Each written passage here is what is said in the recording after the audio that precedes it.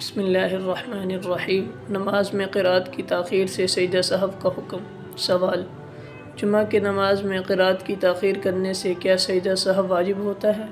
جواب: بصورت مسئولہ فرض کی پہلی 2 رکعتوں میں اور اس کے علاوہ ہر نماز واجب، سنن، نفل میں ہر رکعت میں سورہ فاتحہ کے بعد سورت کا ملانا یا 3 چھوٹی آیات کا پڑھنا یا 1 بڑی آیت کا پڑھنا واجب ہے، اور واجب کو مؤخر کرنے سے سجدہ سہو لازم ہو جاتا ہے۔